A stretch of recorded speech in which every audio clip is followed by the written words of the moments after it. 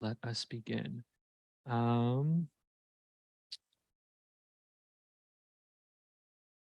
This is to Redgar or Emil. It's from Strafe Esports Zen. Really tough loss, guys. Coming into the series, there was a lot of talk about Loud's infamous Viper Harbor comp on Haven. Having gotten to experience it firsthand, is it as suffocating to play against as it appears? Moreover, if you were to face it again, what would you do differently? I mean, we played against this comp before, also in scrims, so we're ready for it. I think it's more their play style with this comp. It's a bit annoying to play against, but my honest opinion is I wouldn't say suffocating because like we know what to do. So yeah, I don't know about you, Igor.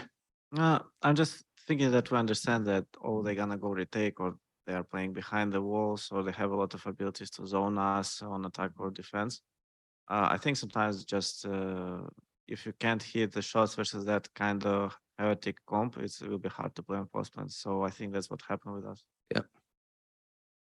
Thank you. This question is to Nats, also from Strafe Esports. You guys did not look as comfortable as you normally do. There was a lot of elements like pop-offs from Scythe, your lurk timings that just weren't getting as much value today. Was this down to Loud making it tough to get going? You mean my own performance, right? I think they're just general observations about everybody on the team. Any kind of thoughts on how Loud made it tough for you guys?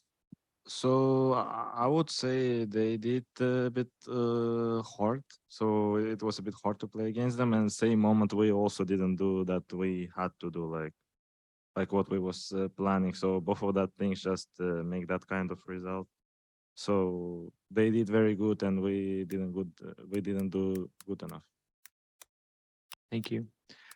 We will now move to remote media. Please use the Zoom hand raise feature if you'd like to ask a question, and then we will call on you. While we wait for more questions to be submitted, I think we have some more that have been remotely submitted. Also to Redgar or Emil from the VALORANT competitive community. What was the thing you feel was the most complicated to adapt from your strategies between Navi's game and today's game, given the different play styles of the Brazilian team and the style of Navi? I think I will start. For example, Navi, they're playing more passive, more contact without abilities, and they're playing just a different play style. And adapt to them is much easier because we play versus them too many times. I know what they're gonna do, what we should expect for them.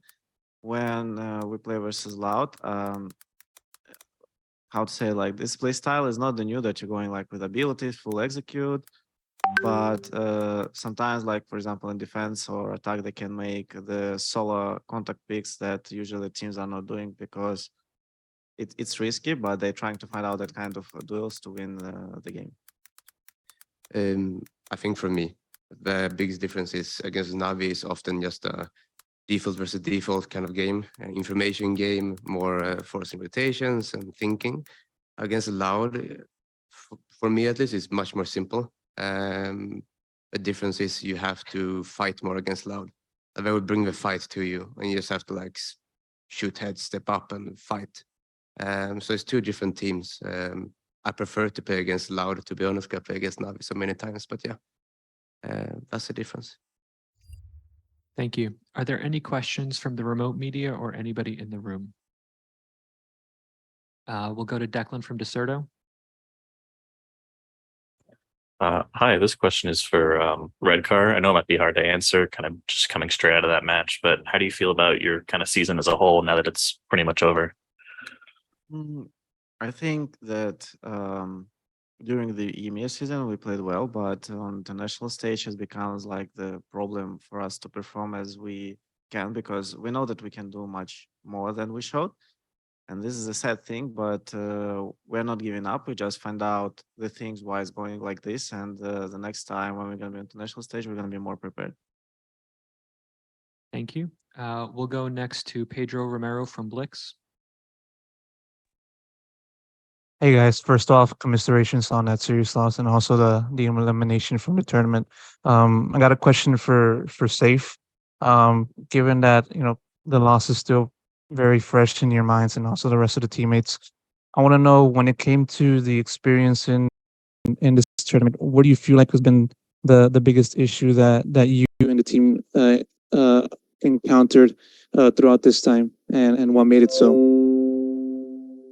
I mean, in terms of experience, I don't know. I feel like we're all very experienced players, I guess. I mean, most of us have played a few international events. We have 2 players that have played every champion so far. So I don't think we ran into any experience issues at all. I think our issues stemmed more from inside the game rather than like, you know, just a general experience.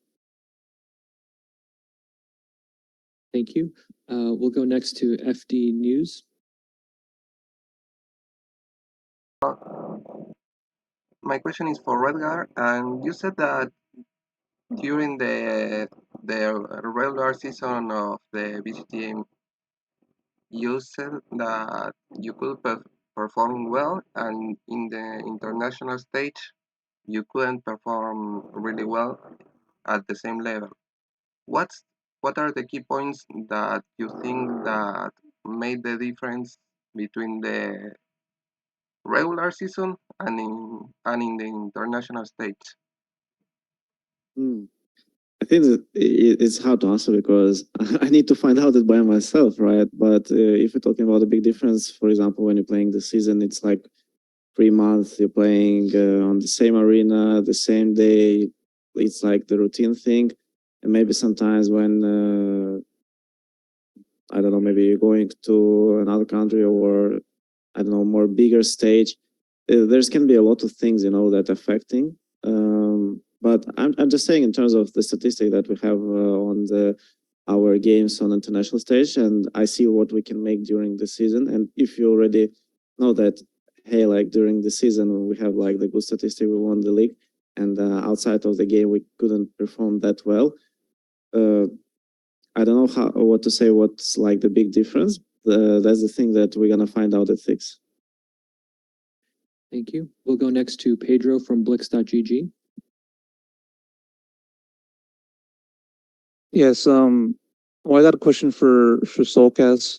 Of course, its team underwent a high by winning the EMEA League earlier in the season, and I'm wondering as to what do you think made it so difficult for you guys to return to that level from that point up until now? You know, what do you think made it so difficult in it from your perspective?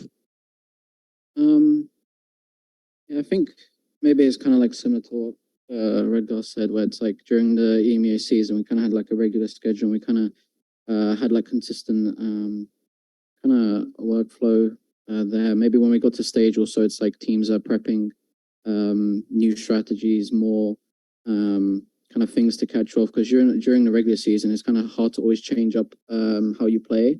It's kind of easier for us to understand how the enemy team's playing, but playing on these big international events, everyone's going to give it their all and, you know, come up with new stuff. So especially like on Haven, like we haven't played against that comp too much, but we have experience, but like not as much as like default comps. So I think that's where also like we kind of struggled there. And then I think we just also made kind of similar mistakes that we did against like Navi and even in previous international events. So it's something to kind of look back and try and find an actual like concrete answer to fix it rather than letting it happen again. Thank you. Are there any more questions from the media for Team Liquid? Liquid? Oh, we have one more. Pedro, go ahead. Yes, I got a question for anyone who would like to answer. With as of now, EMEA has around 4 more teams left in the tournament. So I'm just wondering, how do you think the region will fare for the remainder of this event, from your perspective? And this could be for anyone who would like to answer. I mean, we're behind Europe as a region. I still think Europe is a strong region. Also going out, we let Europe down a bit. Some sad about that. But I would just say I do think Europe is a strong region, and my heart is behind the remaining team. So, Thank you. Team Liquid. Oh, go ahead, Soulcast. Were you about to speak? No. So I'll just achieve. Liquid, thank you so much for taking the time to speak with us. We'll be right back with Loud.